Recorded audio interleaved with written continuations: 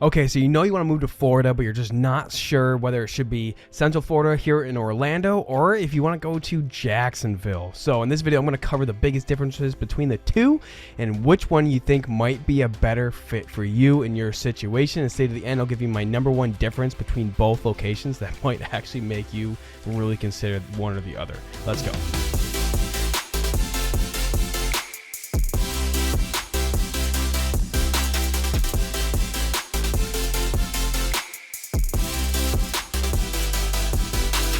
What's up, everyone? My name is Cameron Hobbs, coming at you from eXp Realty here in Orlando, Florida. And on this channel, I talk about living, eating, sleeping, breathing here in Orlando.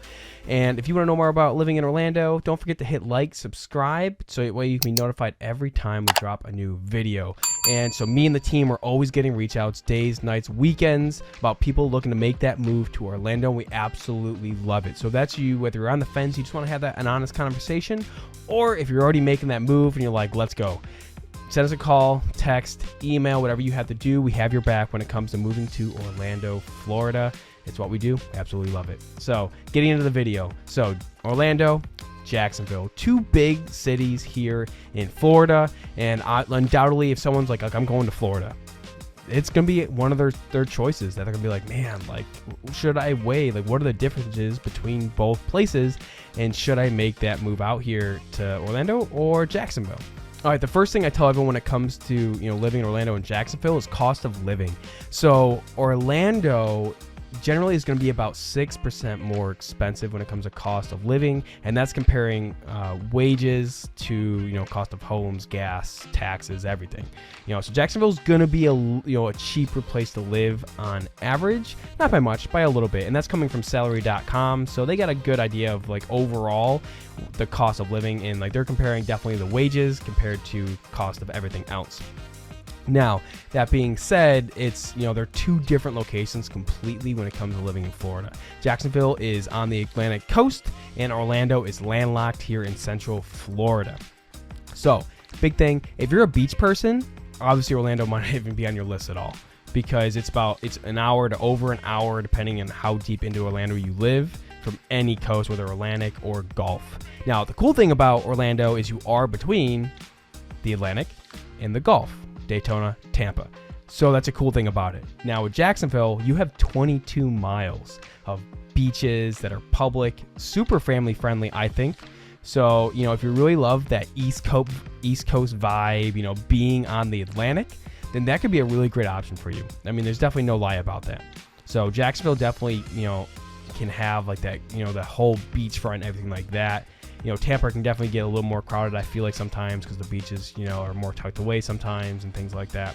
So Jacksonville definitely has, the good family-friendly beaches, and that's something Orlando just doesn't have. So if that's something you're looking for, then hey, Orlando might not be the fit for you. Talking about family-friendly beaches and stuff like that brings me into the next topic, which is family-friendly things. So I think both places have their own charm and the things they have for family. So I'm not going to discredit Jacksonville entirely, because if you're like me, I didn't really grow up near theme parks, and I just, it's not really a big deal to me. It's more about the all-inclusive things to do for family. And Jacksonville still has a huge family-friendly atmosphere. It has a lot going on when it comes to places to eat, art and history and all that stuff. So it's definitely something to discredit.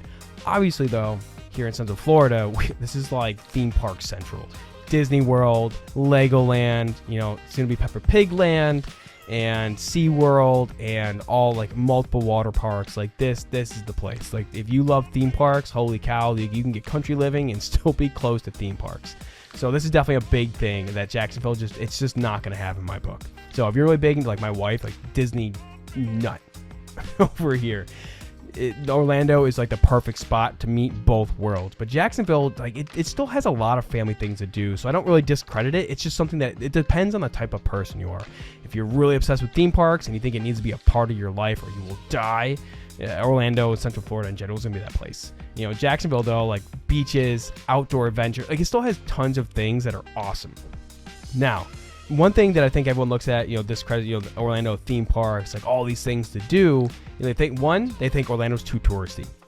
It can be during peak seasons, But you can also, it's really easy to just kind of avoid everyone and kind of tuck yourself away. That's why I love Orlando so much, is because it really gives you the ability to like stay away from all the chaos that is like that Disney World area. You know, Kissimmee, Winter Garden. Well, Winter Garden is a little more safe, but it's that whole area packed close to the floor that can get really crazy during peak seasons.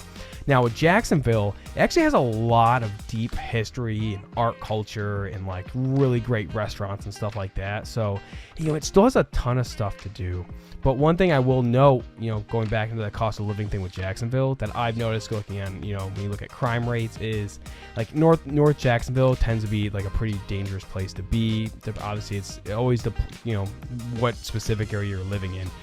But, you know, Jacksonville has a worse, you know, higher crime rate on average than Orlando does. Now, that being said, if you watch my Orlando versus Tampa video, Tampa has half the violent crime rate of Orlando. I will also tell you that when you live in great areas in Orlando, like you look at the actual crime rate of the specific cities, and it's like almost nothing. But they take the whole average of the county, you know, and, you know, obviously it bleeds over from Polk County, which has a pretty bad crime rate. But it's still a better crime rate than Jacksonville. So obviously, you know, it's nothing against those, you know, that, you know, when it comes to lower cost of living, it tends to breed more crime, unfortunately. And that is something that's it's just a fact here in America, and something that we have to live with. You know, I think like the average I saw in Jacksonville was that for every 6 residents, you know, 1 lives in poverty. So it's unfortunate. You know, Jacksonville, I think, is slowly building its workforce. It's slowly building, especially as people move to Florida. I've had friends that have moved there, and they absolutely love it. So it doesn't mean it's a discredited place, but something to keep in mind that Orlando, while touristy, and it has that, like, people coming and going, like, it tends to be a lot better crime comparatively to Jacksonville. Now, I will also tell you that here in Orlando, it is more sheltered in terms of like the weather. So in Jacksonville, right, like just imagine that you're on the coast. Orlando is Central Florida, so Jacksonville is actually part of like the top ranked hurricane disaster areas. So when hurricanes do come, it is definitely high in the list of areas that get hit. It's on the coast. Orlando has that little bit of land buffer when hurricanes hit. That's why, you know, we're really happy with Orlando. Like I said, I mentioned before, like, you know, in the last 10, 12 years, like there's only been like maybe a couple times that power has gone out for more than a day. And even then, like there's our solutions. Not that flooding doesn't exist here in Orlando and stuff like that. Like it's still Florida. Hurricanes are a life. You gotta, you know, live with it. But comparatively, Jacksonville tends to have more disaster when hurricanes hit. So that's something to take into account when it comes to, you know, making that decision between both places. Now, at the same time, Orlando does, when hurricanes do come, tends to get tornadoes that get spun up.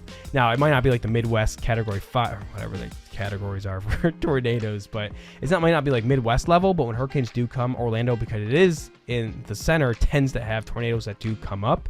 But the overall disaster is going to be less than that of Jacksonville when you look at the total damage from these storms. So something to take account of when it comes to looking at both places. All right, the next thing that I love to bring up is the fact of like flights. So a lot of us who have moved to the state, we have family in other places. So you're going to be visiting them. They're going to be visiting you. Jacksonville is still a big flight hub. And so on the most part, like flights just, you know, it's not really much of a price difference, but I will say like sometimes you can find great deals. I think the cheapest I found, like going back, if you're flying to LA, is like $150 a ticket in the last 2 years is the cheapest I've seen flights. And that's dirt cheap for flying across the country. And I think there's only like maybe one stop. And sometimes we do get lucky and you find round trip tickets for $200.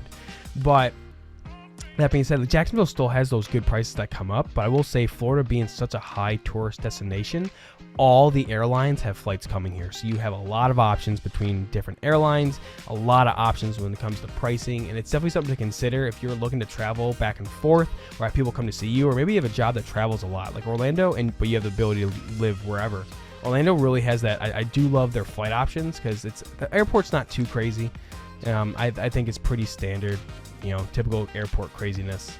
During peak seasons, it's a lot more crazy, but I like the airport. I've been in a lot of different airports across the United States. It's not a bad one, but it has a lot of flight options. Like as I mentioned before, like my wife's family's from the Bolivia, and a lot of them, you know, when they were living in California, they would have to fly to Orlando and then fly, you know, toward, you know, Peru and then Bolivia and La Paz.